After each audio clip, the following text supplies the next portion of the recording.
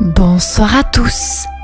L'histoire de ce soir, présentée et écrite par le monde des enfants, s'intitule « Le koala qui court vite ».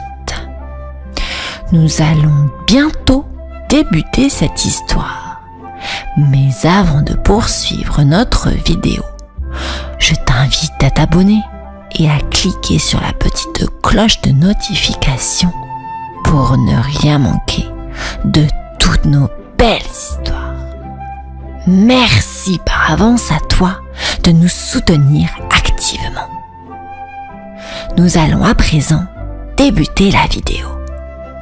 Mais j'espère que tu es dans ton lit et que tu as enfilé ton pyjama, n'est-ce pas? Alors, si c'est le cas, décompte avec moi. 5, 4, 3, 2.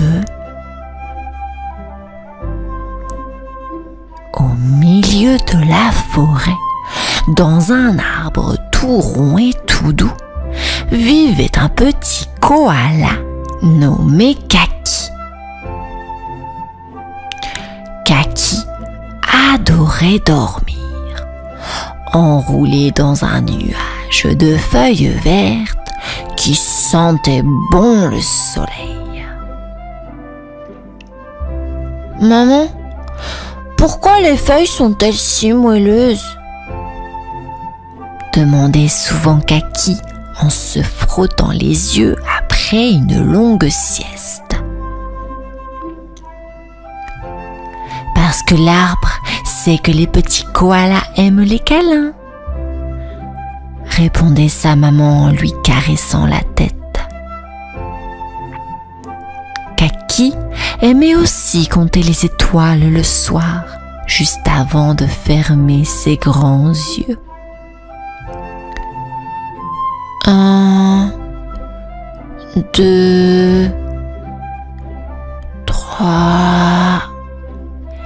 Il murmurait jusqu'à ce que le pays des rêves vienne le chercher.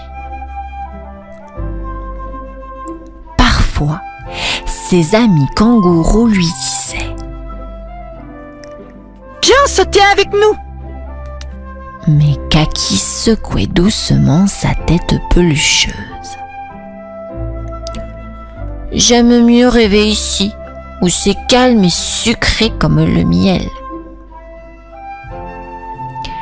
Kaki sentait parfois qu'il était différent, mais sa maman lui souriait avec tant de douceur.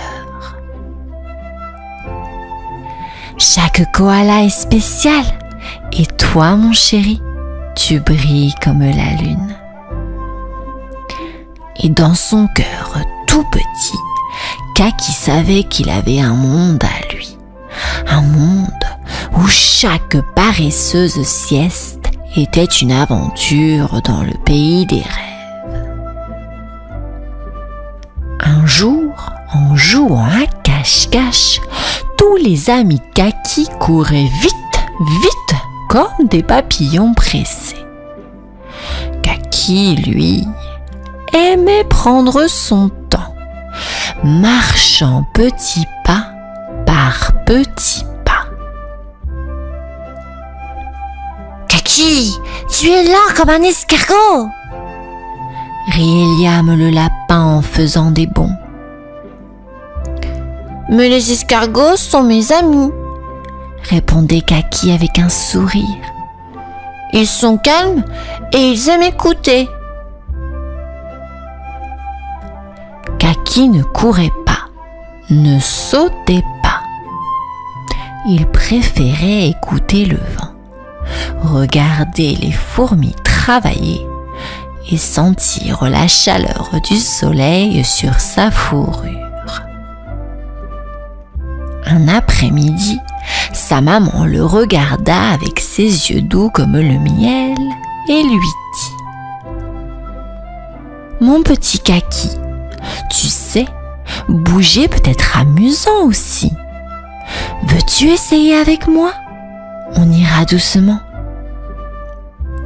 Kaki réfléchit, ses oreilles bougeant un tout petit peu. D'accord maman, je vais essayer. Pour toi.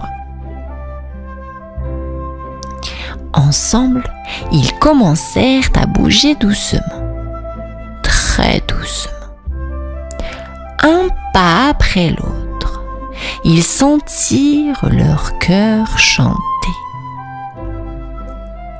C'est comme une danse, maman, riait Kaki, sentant la joie monter en lui. Oui, mon chéri, répondait sa maman. C'est notre danse à nous, tout en douceur. La lune avait raconté à la nuit, et la nuit avait murmuré au matin, qu'aujourd'hui serait un jour spécial pour Kaki. Maman, où allons-nous ? Demanda Kaki en bâillant et en se frottant les yeux avec ses petites pattes. Nous allons à un endroit où l'on joue d'une manière différente, dit maman koala avec un sourire qui réchauffait comme un câlin. Mais j'aime nos jeux, soupira Kaki, un peu inquiet. Tu aimeras celui-ci aussi, tu verras, répondit sa maman. C'est un jeu où on peut courir sans aller loin. Ils arrivèrent à une clairière où se trouvait un drôle de chemin qui bougeait tout seul. C'est un tapis de course, Kaki. Tu peux marcher dessus et il bouge comme une rivière tranquille, expliqua sa maman. Kaki grimpa dessus et regarda ses pieds faire sur le tapis. On dirait que je marche sur un nuage, s'exclama-t-il. Et si tu veux, tu peux aller un peu plus vite, dit maman koala en appuyant sur un bouton. Kaki sentit le vent dans ses oreilles et rit. C'est comme voler, maman. Je suis un koala volant. Le cœur de Kaki battait fort. Pas de peur, mais de joie. Et pour la première fois, il avait envie de bouger encore et encore. Kaki, le petit koala, avait découvert un secret. Il adorait sentir ses petites pattes trotter. Regarde, maman, je peux aller vite, vite, vite, s'exclamait-il en riant sur le tapis de course. Oui, tu es rapide comme le vent, mon petit, l'encourageait sa maman avec fierté.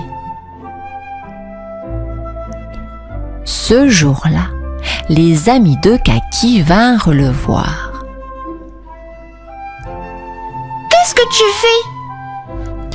Demanda Patty la kangourou, ses grands yeux curieux.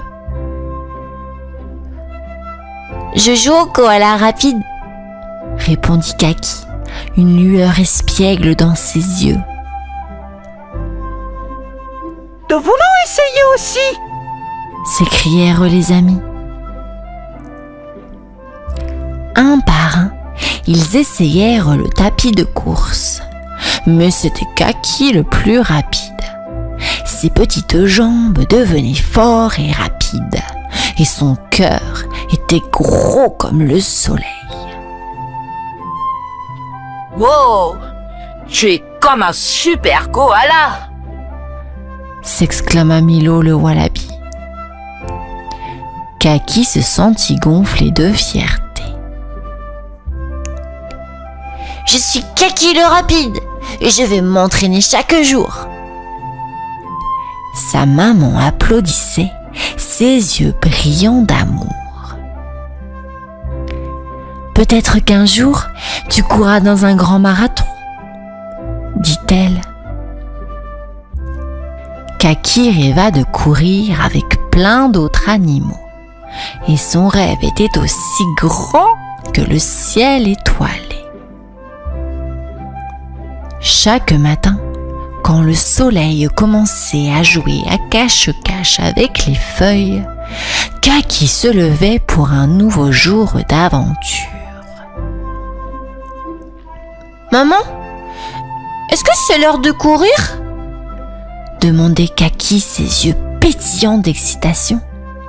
« Oui, mon petit champion », répondait maman koala en lui brossant tendrement le dos. « C'est l'heure de devenir plus fort. »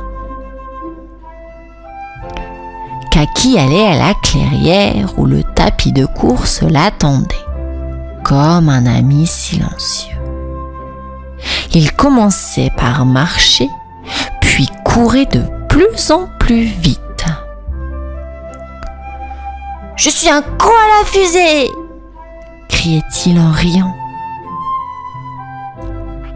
Ses amis l'encourageaient, sautant et applaudissant autour de lui. « Tu es si rapide, Kaki! Tu vas gagner tous les marathons !» Kaki se sentait pousser des ailes.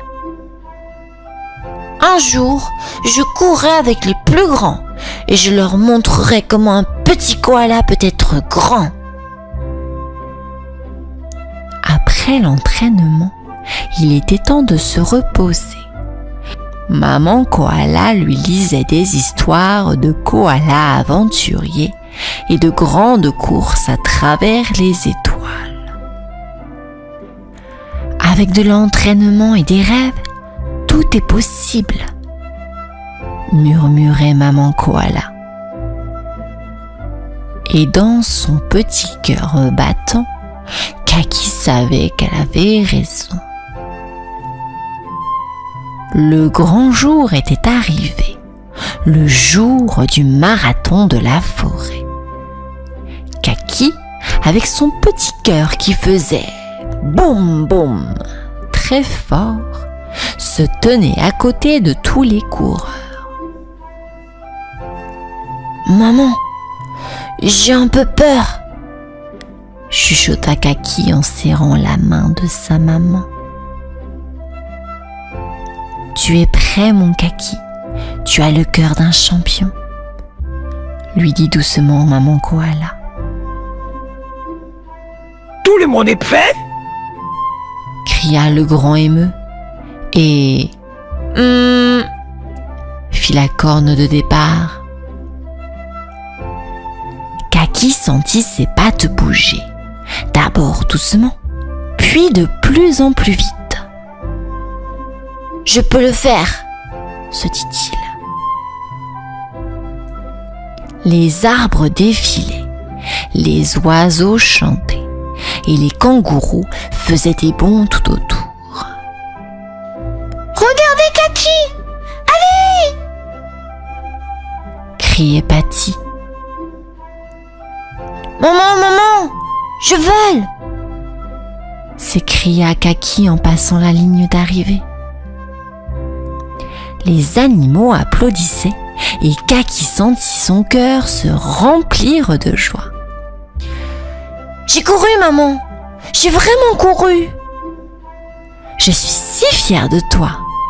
dit maman koala, ses yeux brillants comme deux petites étoiles.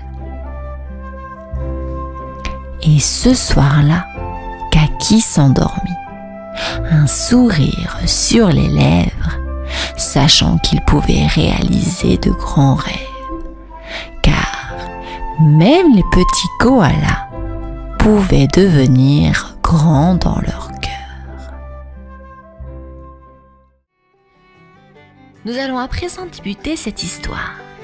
Mais avant de poursuivre cette vidéo, je t'invite très rapidement à t'abonner et à cliquer sur la petite cloche de notification. Comme ça, tu ne manqueras rien de toutes nos histoires. Dans une forêt située à l'est de l'Australie, perché en haut d'un grand eucalyptus, un couple de koalas et leur fils se réveillent doucement par une belle journée ensoleillée.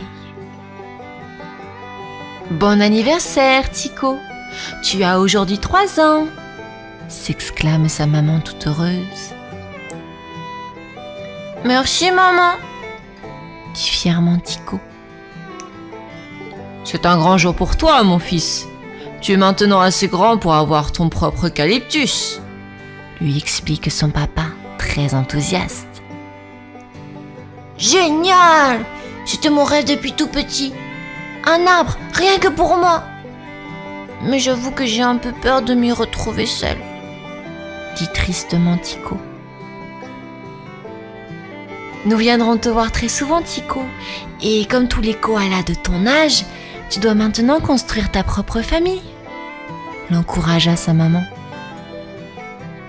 Les parents de Tico, un peu tristes aussi de se séparer de leur fils, avaient choisi pour lui un grand eucalyptus situé seulement à une 40aine de mètres du leur. Il pourrait ainsi lui rendre visite très souvent. Waouh! Il est vraiment très grand et très feuillu, s'étonna Tico.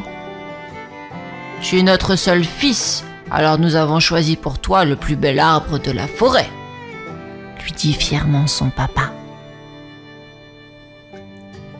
Toutes les feuilles sont très appétissantes, et en plus, il y a plein de fourches de branches confortables pour dormir tous les soirs, observa Tico avec bonheur. Surtout, sois prudent, mon fils, quand tu escalades les branches. Mieux vaut prendre son temps que de faire une mauvaise chute, lui conseilla sa maman.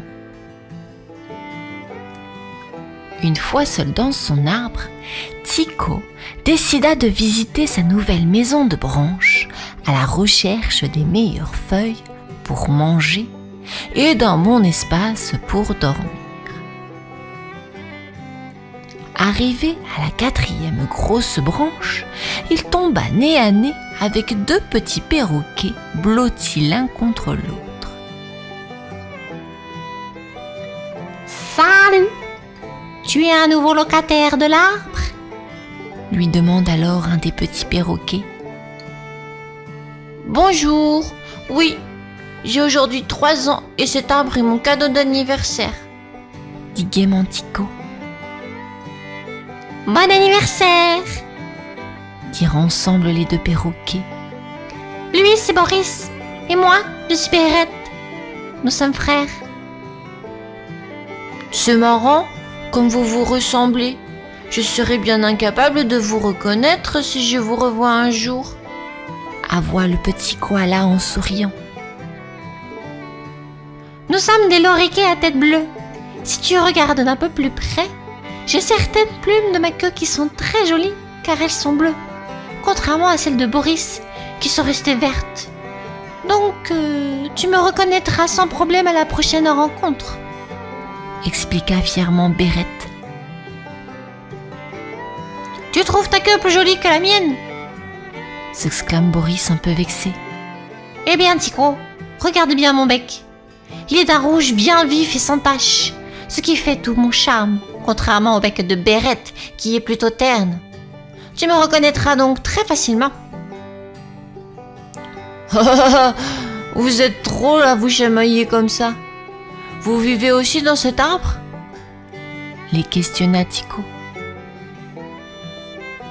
Oh oui, nous y vivons depuis 2 ans avec nos parents, nos grands-parents, nos 12 cousins et leurs parents et leurs grands-parents et environ une dizaine d'amis. À la base de la 5e branche, tu découvriras un trou dans le tronc dans lequel nos femelles couvent une dizaine d'œufs et protègent les nouveau-nés, qui sont au nombre de 15. Quand vont-ils éclore? Questionna Tico.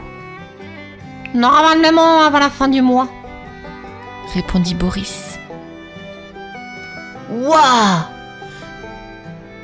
Et moi qui avais peur de me retrouver tout seul dans cet arbre, Vous êtes très nombreux, et avec vos belles couleurs, j'ai hâte de vous voir tous voler ensemble, dit Tycho.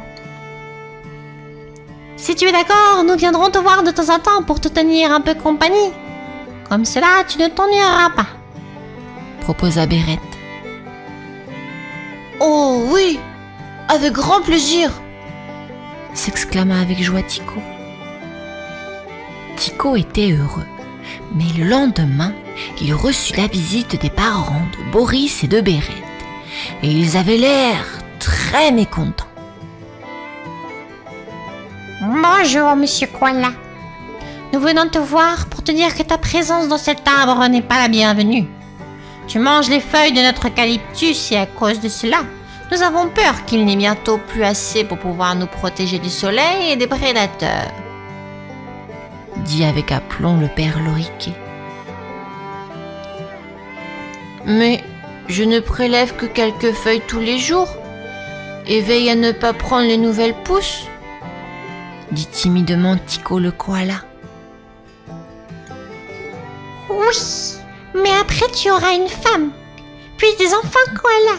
Et là, vous mangerez tellement qu'une fois toutes les feuilles disparues, vous changerez d'arbre en laissant celui-ci sans vie. Et surtout, nous, les loriquets, serons aussi obligés de déménager, expliqua la maman Loriquet, un peu énervée. Vous voulez donc que je parte, c'est bien cela? demanda Tycho. Parfaitement, car notre famille était sur cet arbre bien avant toi.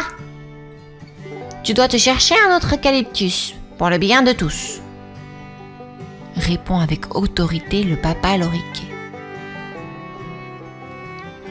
Très bien, je partirai demain matin, dit tristement Tycho. Le petit koala n'avait pas imaginé tous ces problèmes de cohabitation avec les autres hôtes de l'arbre. Bien que ses parents le lui aient offert en cadeau, il devait accepter de partir, sinon les loriquets lui mèneraient la vie dure. Le lendemain matin, Tycho se réveilla en sursaut. Des centaines de cris d'oiseaux sonnaient comme une alarme. En regardant au-dessous de lui, sur les branches plus basses, il aperçut Bérette et Boris. Ils avaient l'air terrorisés. Tycho décida alors de les rejoindre. « Boris! Bérette! Mais qu'est-ce se passe-t-il de si grave ?» demanda en criant Tycho pour se faire entendre, tellement les cris des oiseaux étaient assourdissants. « Regardez tout en bas !» lui répondit affolée Bérette. Tycho se pencha et aperçut un énorme serpent, un python améthyste de plus de 4 mètres de long, qui grimpait tranquillement le long du tronc en direction des branches supérieures. « Vous pouvez tous vous envoler pour lui échapper, non ?» leur dit Tycho le koala. Tu ne comprends pas? Tu ne comprends pas? Il veut atteindre la 5e branche pour dévorer tous nos bébés loriquets et nos œufs, s'écria Boris. Tycho évalua à 3 mètres la distance qui restait au serpent pour atteindre son but. Bien que les loriquets fussent très nombreux, ils étaient bien impuissants devant la taille et la puissance de ce terrible prédateur.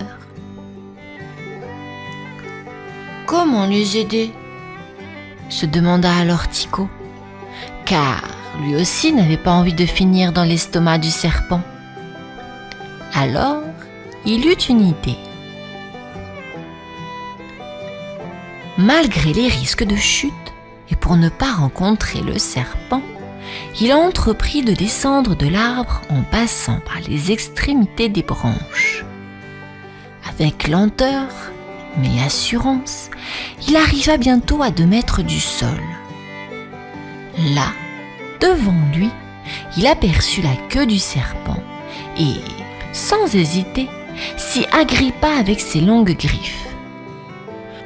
Le serpent, surpris et étiré de toute sa longueur autour du tronc, enroula au plus vite sa tête et la partie haute de son corps autour d'une branche pour ne pas tomber, car il était déjà à plus de 7 mètres de hauteur. Commença alors une lutte interminable. Le serpent ne pouvait plus progresser vers le nid de perroquet, pourtant situé seulement à 1 mètre au-dessus de lui. Car Tycho le koala était suspendu à sa queue et tirait de toutes ses forces vers le bas. Plus de 30 minutes passèrent sans que les deux animaux ne bougent. Tycho fatiguait peu à peu, mais le serpent aussi. Et surtout, la fine branche autour de laquelle il était accroché menaçait de céder. C'est alors que Tycho eut une idée. Il appela Bérette et Boris qui vinrent à sa hauteur. « Vous êtes des dizaines de loriquets. Alors si vous vous accrochez comme moi à la queue du serpent, peut-être qu'il lâchera prise. » leur expliqua Tycho. Boris et Bérette durent d'abord convaincre leurs parents, ce qui prit plusieurs minutes avant qu'ils ne se décident enfin à donner l'ordre aux autres loriquets d'aider le koala. Quand ils arrivèrent près de Tycho, ce dernier n'avait plus de force. Ils s'accrochèrent tous à la queue du serpent et, comme l'avait imaginé le koala, la branche sur laquelle était accroché le serpent céda. Le grand python bascula et tomba de tout son poids sur le sol. Tycho eut juste le temps de s'accrocher au tronc pour ne pas être entraîné dans la chute. Un énorme boum se fit entendre. Le serpent, un long moment étourdi, préféra quitter les lieux. Tycho reçut 1000 merci des loriquets qui, sans lui, auraient vu leurs petits et leurs œufs disparaître. Les parents de Bérette et de Boris se sentaient tellement redevables qu'ils changèrent d'avis et acceptèrent que Tycho vive avec eux dans l'arbre. Tycho vécut heureux avec les perroquets loriquets et il fonda une belle famille qui fit bien attention à préserver le bel eucalyptus. Et voilà pour aujourd'hui les enfants. J'espère que cette histoire t'aura plu. Je te dis à bientôt. Au revoir.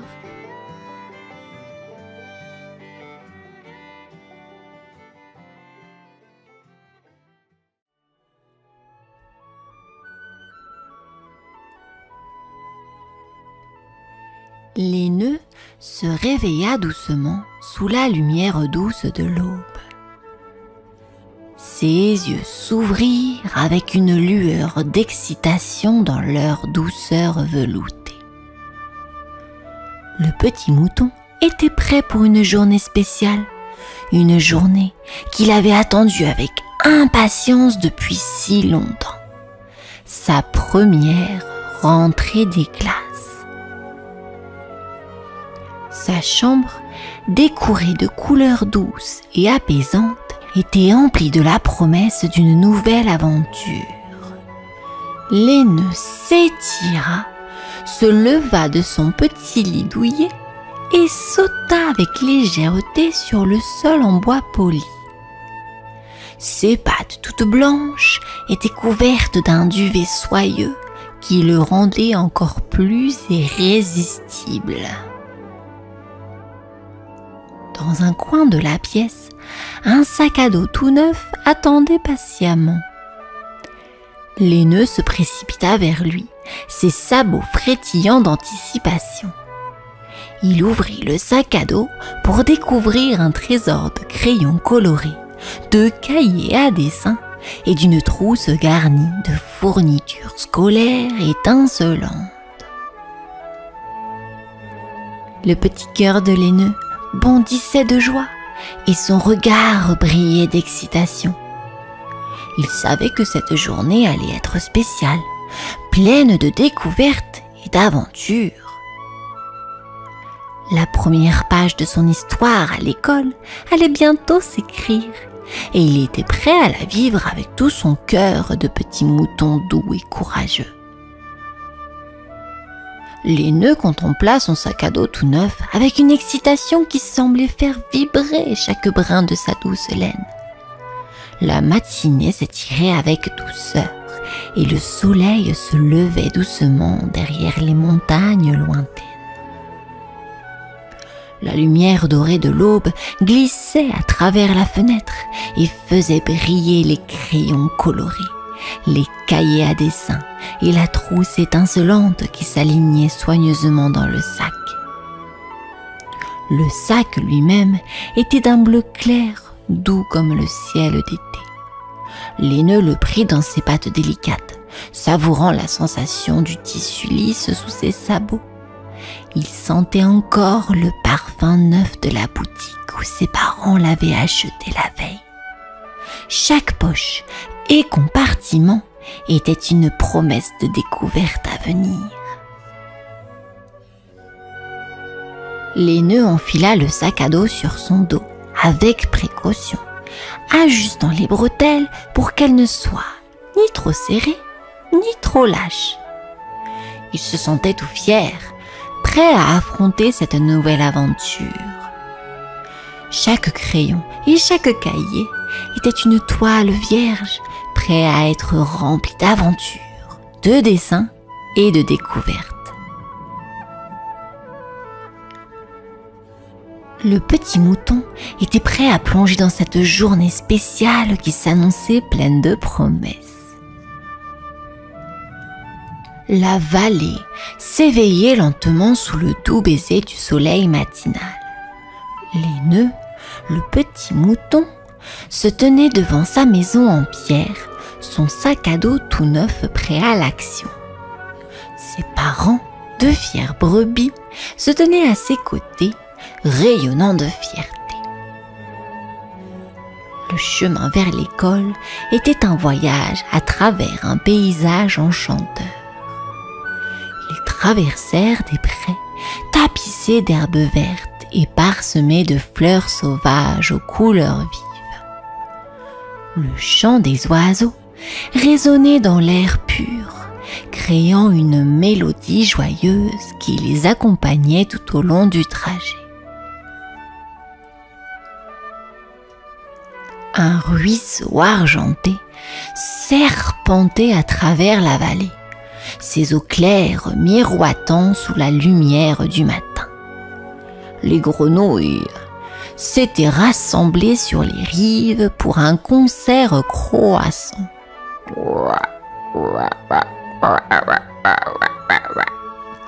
Leur voix résonnait en harmonie avec le murmure de l'eau. Enfin, ils atteignirent l'immense bâtiment de l'école. Les murs en briques semblaient toucher le ciel et les fenêtres reflétaient le bleu du firmament.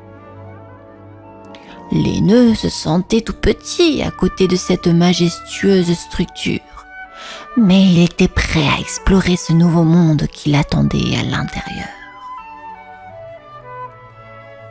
Le bâtiment de l'école se dressait majestueusement devant l'aîneux, le petit mouton.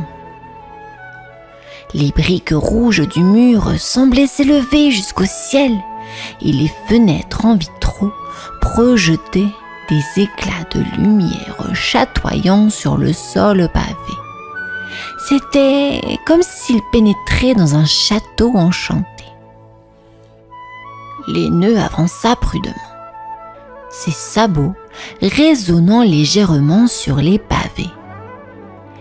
Il se sentait tout petit face à cette gigantesque structure. Les portes d'entrée étaient immenses et il dut lever la tête pour les franchir.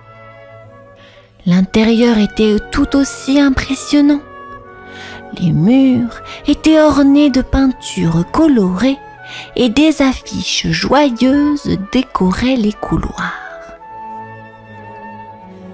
Il découvrit une cour de récréation immense avec des balançoires qui semblaient toucher les nuages et un toboggan qui tourbillonnait comme un manège. Des enfants de toutes sortes jouaient en riant, créant un brouhaha joyeux qui résonnait dans l'air. L'école était un véritable labyrinthe. Les couloirs semblaient s'étendre à l'infini, avec des portes mystérieuses qui donnaient sur des salles de classe remplies de secrets à découvrir. L'aîneux avait hâte de commencer cette nouvelle aventure, même si l'école lui paraissait plus grande que tout ce qu'il avait jamais imaginé. L'aîneux, le petit mouton, se trouvait au milieu des couloirs labyrinthiques de l'école, tentant de suivre le gentil gardien, Monsieur Berger, qui lui indiquait le chemin vers sa salle de classe. Les murs, ornés de dessins d'enfants, semblaient se rapprocher et s'éloigner comme des vagues. Ils tournèrent à gauche, puis à droite, mais la salle de classe restait introuvable. Les portes en bois poli semblaient toutes identiques, chacune renfermant un mystère différent. L'aîneux commença à se sentir perdu dans ce labyrinthe géant.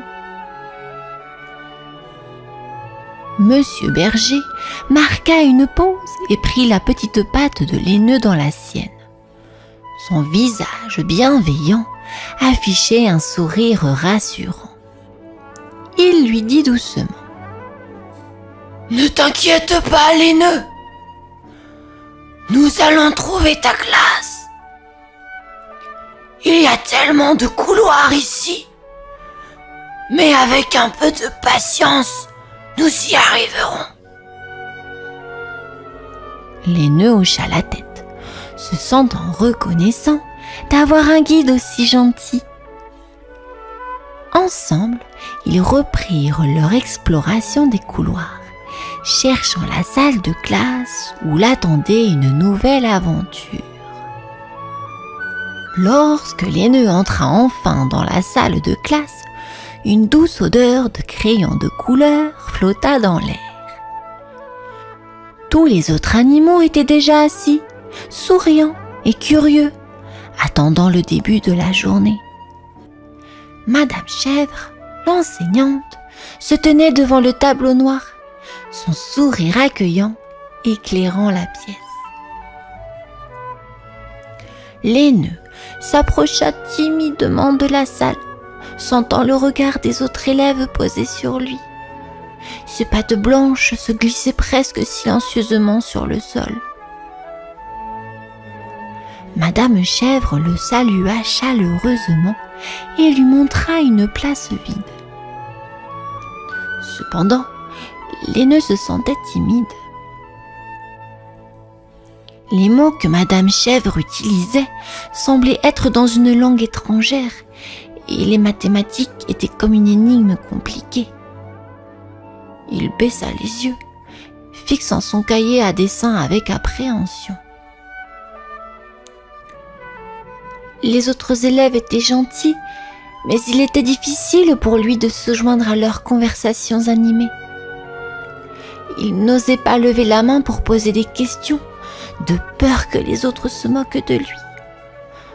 Pourtant, il sentait que cette classe était le début d'une grande aventure, même s'il se sentait encore un peu perdu. Après la première leçon, la sonnerie annonça la récréation. L'aîneux sortit timidement de la salle de classe, se mêlant à la joyeuse foule d'enfants qui se précipitaient dehors. Le soleil baignait la cour de récréation d'une lumière chaleureuse. L'aîneux se retrouva seul sur un banc, observant les autres élèves jouer. Il se sentait perdu jusqu'à ce que Caline la brebis, Tim le lapin et Flocon le mouton s'approchent de lui avec des sourires chaleureux. Leurs yeux pétillaient d'amitié.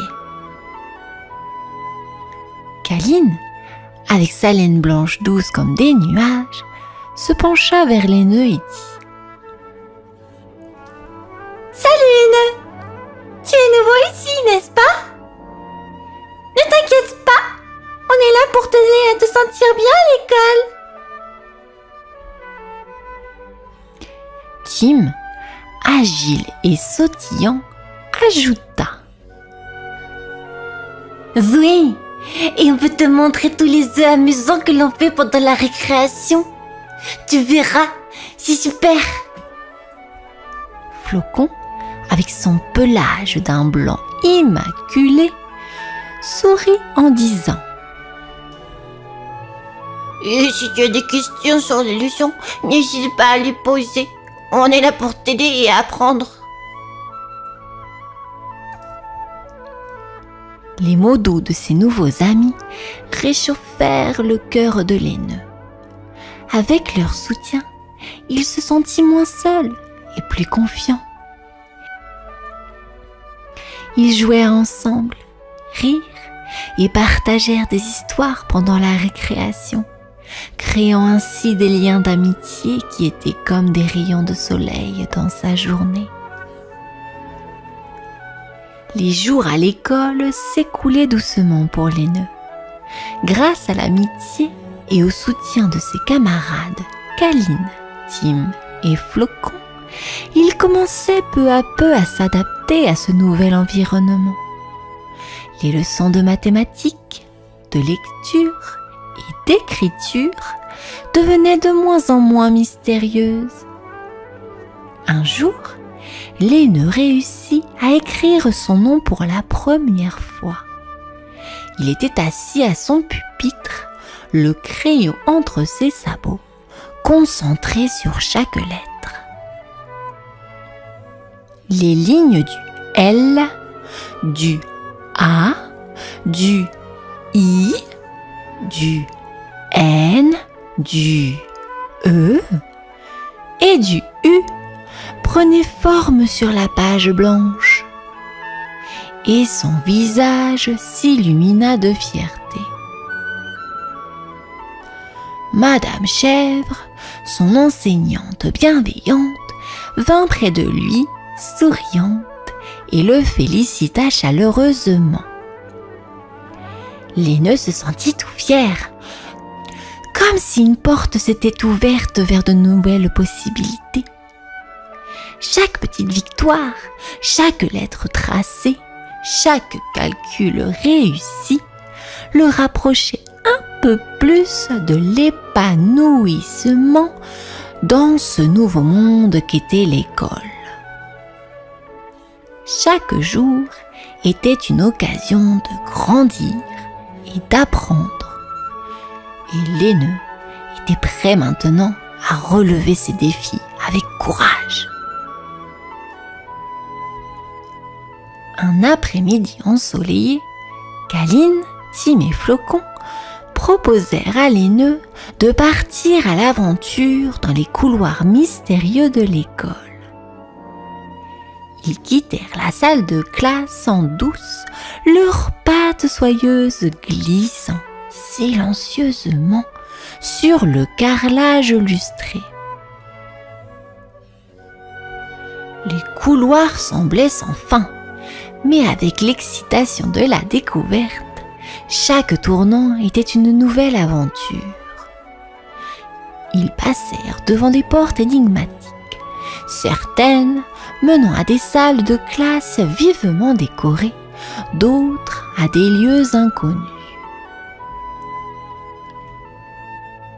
Ils découvrirent ainsi une bibliothèque où des étagères regorgeaient de livres aux couvertures colorées.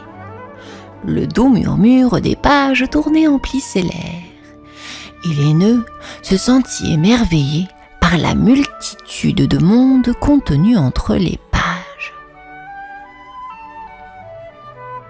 Plus loin, ils tombèrent sur une salle de musique où des instruments attendaient sagement d'être utilisés. Tim sauta sur un tambourin, Caline s'essaya au piano miniature, et Flocon émettait de douces notes de flûte. La musique remplissait l'air, emportant les nœuds dans une mélodie joyeuse. Leurs expéditions les conduisirent à travers les divers coins et recoins de l'école, chaque découverte renforçant leur amitié. Ils se sentaient comme des explorateurs intrépides, prêts à affronter tous les mystères que l'école pouvait offrir. Chaque pas était une aventure, chaque sourire partageait un trésor. Et les nœuds se réjouissaient de ces moments précieux passés avec ses amis. Au fil des semaines, l'école s'était transformée pour les nœuds, le petit mouton. Avec l'amitié de Caline, Tim, Flocon et le soutien bienveillant de Madame Chèvre, il avait commencé à apprécier chaque journée d'apprentissage et de découverte. Les mathématiques n'étaient plus une énigme insurmontable, et la lecture lui ouvrait les portes de mondes enchanteurs. Chaque leçon était une occasion de grandir, d'apprendre et de s'épanouir. L'école n'était plus un endroit effrayant, mais un lieu où il pouvait grandir et s'amuser avec ses amis. Ah, ses amis! Il l'avait aidé à surmonter ses peurs initiales. Il l'avait guidé dans les couloirs labyrinthiques, l'avait encouragé à poser des questions en classe et l'avait initié aux joies de la récréation. La camaraderie était comme un doux rayon de soleil qui brillait sur son chemin à l'école. Les nœuds se sentaient chanceux d'avoir des amis aussi gentils et une enseignante aussi compréhensive. Chaque jour apportait son lot de découvertes et de rires, et il savait maintenant que l'école était devenue un endroit spécial où il pouvait grandir, apprendre et s'épanouir dans la chaleur de l'amitié.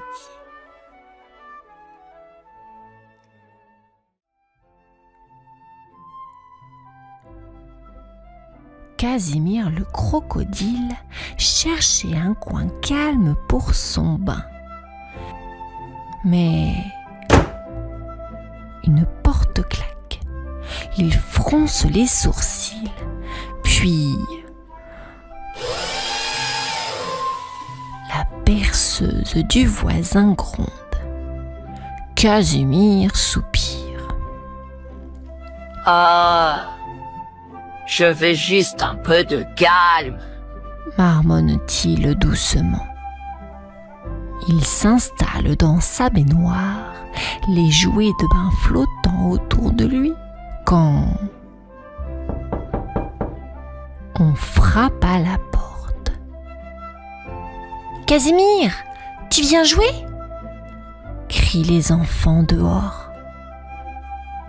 Non, pas maintenant. Casimir veut se reposer. Les petits comprendront. Le jeu, c'est chouette, mais parfois on a besoin de silence. Plus tard, mes amis,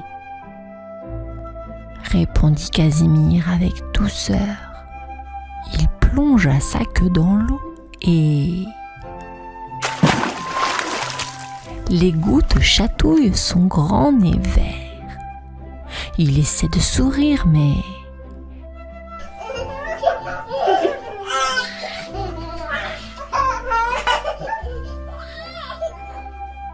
les enfants rient et courent dehors. Casimir soupire. Il me faut un endroit tranquille, pense-t-il. Il regarde la lune et les étoiles qui commencent à briller et a une idée lumineuse. Je vais emporter mon bain tout en haut de la colline, s'exclame-t-il.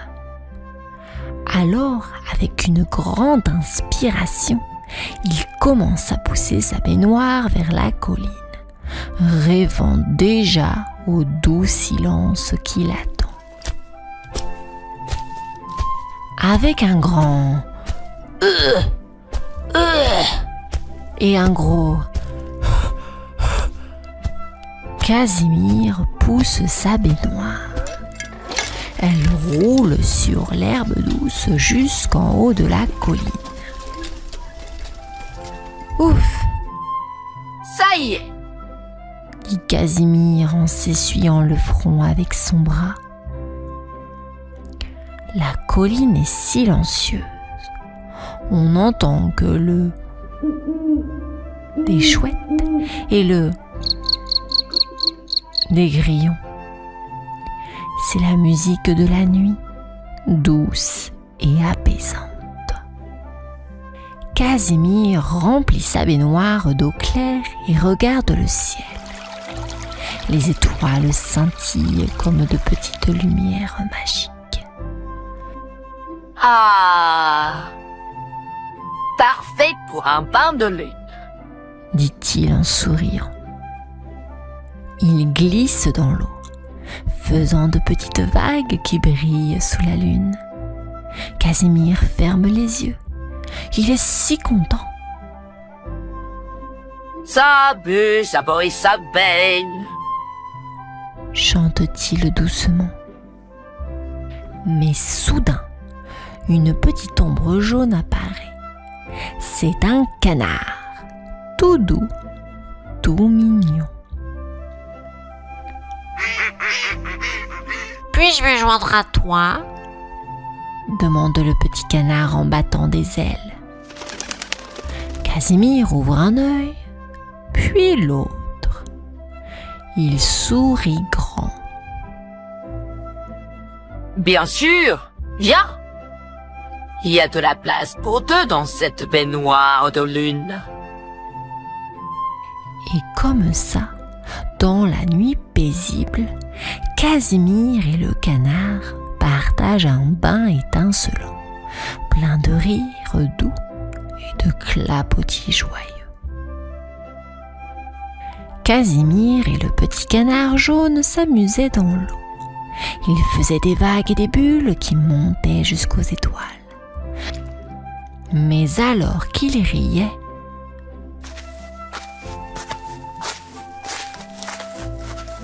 des bruits de pas se font entendre. Qui est-ce? Demande Casimir en plissant les yeux. C'est un lapin avec de longues oreilles toutes douces. Bonsoir, je peux me baigner aussi? J'adore l'eau. Dit le lapin avec un grand sourire. Bien sûr. Plus on est de fous, plus on rit. Dit Casimir en éclaboussant joyeusement. Puis, un à un, d'autres amis arrivent. Une grenouille saute dans l'eau. Un chaton timide met juste une patte. Il rit en sentant l'eau bouger. Casimir regarde tous ses amis et rit. Venez tous. L'eau est super pour faire des câlins doux et des jeux rigolos. Le bain de Casimir devient une fête. Il chante, barbotte et chacun partage sa joie. Casimir se dit qu'un bain c'est bien, mais avec des amis, c'est encore plus merveilleux. Casimir avait bien aimé le bain avec ses copains, mais parfois, il rêvait d'un moment rien que pour lui. Il eut alors une drôle d'idée. Et si je prenais mon bain dans un arbre? Dit-il en se grattant la tête. Avec de l'aide, il accroche sa baignoire à de grosses branches solides.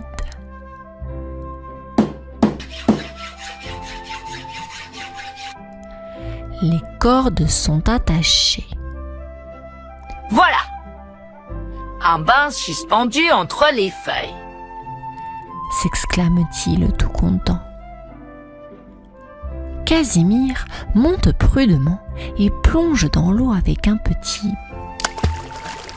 Il flotte, regarde les nuages et sourit. Mais soudain, un oiseau curieux vient voir. Oh, que fais-tu là-haut, Casimir? Piaille-t-il. Je prends un bas l'air. Répond Casimir en riant. Puis,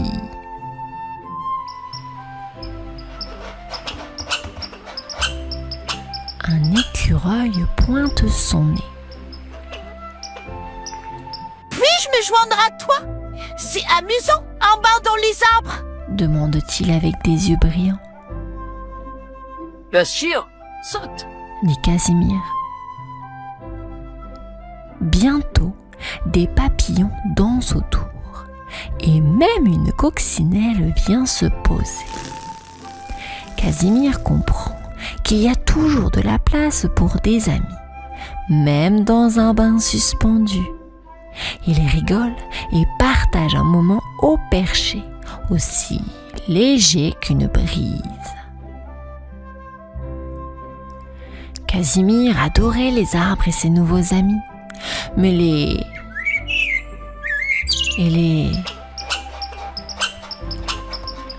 étaient partout. Où est le calme? Il soupira. Un bain tranquille. J'ai tout ce que je veux.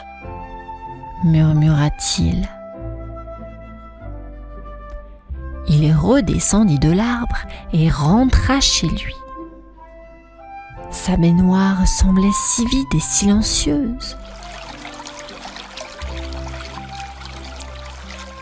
Il la remplit d'eau tiède. Dehors, tous les animaux jouaient joyeusement dans le bain de la colline et le bain de l'arbre. Casimir sourit. Ils sont heureux. Et moi, j'ai enfin du silence. Dit-il. Il plongea dans l'eau chaude. Il était seul, mais cette fois, c'était bien. Il flotta, paisible, ne pensant à rien, juste sentant l'eau câline. Des coups doux à la porte. « Casimir, tu viens ?» demanda une petite voix. Casimir gloussa. Non, mes amis. Maintenant, c'est l'heure du calme pour moi. Profitez bien. Répondit-il doucement. Les rires des animaux lui parvinrent comme une chanson lointaine. Casimir se blottit dans l'eau et ferma les yeux, un sourire aux lèvres. Il avait trouvé son petit coin de paradis, chez lui, tout simplement. Casimir, dans son bain, écoutait le silence. Il était bien tout seul, mais quelque chose manquait. Il se gratta la tête, pensif.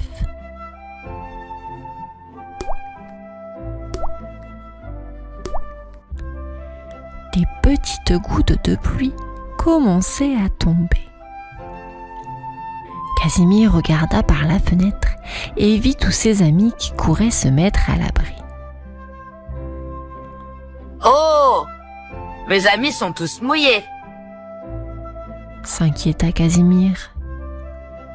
Il avait une grande idée. Il sauta hors de la baignoire et ouvrit la porte. Vite, vite! Venez vous cacher chez moi. Cria-t-il avec un grand sourire. Les animaux arrivèrent en sautillant et en riant, trempés mais heureux. Il y avait de la place pour tout le monde. Faisons une fête de bain ici. Proposa Casimir. Ils remplissaient des seaux, des bols, tout ce qui pouvait contenir de l'eau pour ses amis. « Et bébé pourra !» criaient tous les animaux. Ils éclaboussèrent, jouèrent et partagèrent des histoires d'aventure. Casimir comprit que le bonheur, c'est encore mieux quand on le partage. Et alors que la pluie tapotait doucement sur le toit, tous ensemble, ils créèrent le plus beau des souvenirs, juste en partageant un moment simple et plein de chaleur. Le cœur de Casimir était aussi rempli que sa baignoire, de joie et d'amitié. C'est ainsi les enfants que se termine cette histoire. J'espère qu'elle vous aura plu. À bientôt!